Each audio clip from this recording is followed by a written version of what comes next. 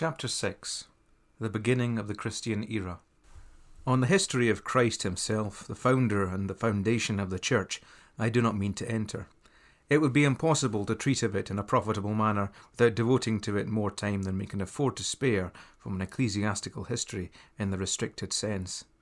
Let us remember, however, not only that he is the central theme of the Gospels, but that, even as the very word church should perpetually remind us that he is Lord, every page of its history, if you read it aright, testifies of him, either showing more or less perfectly the one image of God that came down from heaven, or presenting him afresh as rejected, denied, betrayed, and crucified. We must ever recognize the presence and power of him by whose name we call ourselves and our era, as well as the spiritual kingdom to which we belong. I say the name by which we call ourselves and our era.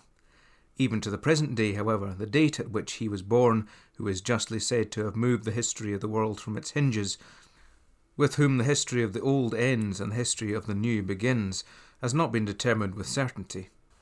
The year from which we actually reckon, and which was fixed for us by the Roman abbot Dionysius the Little, Exiguus, about the middle of the 6th century, appears now to be abandoned by both Catholic and Protestant writers.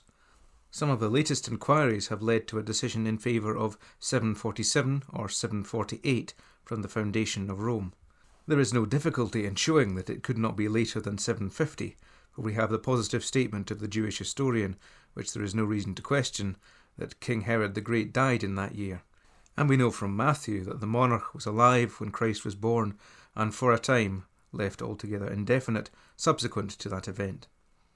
Another datum is furnished by Luke, who states that the public appearing of John the Baptist took place in the 15th year of the reign of Tiberius Caesar.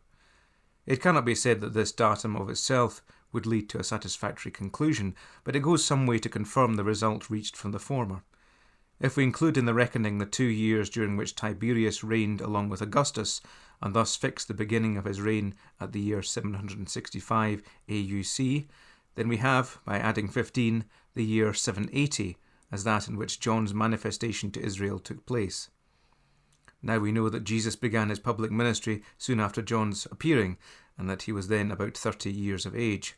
Subtract the 30 from 780, and again we have 750 as the year of the birth. In confirmation of this particular date, it has been stated as a result of calculation that for a long time the Passover fell upon a Thursday only in the year 783, and Christ, as is commonly accepted, celebrated the last Passover, at which the supper was instituted, in the 33rd year of his age. Taking then 33 from 783, we have again the figure 750.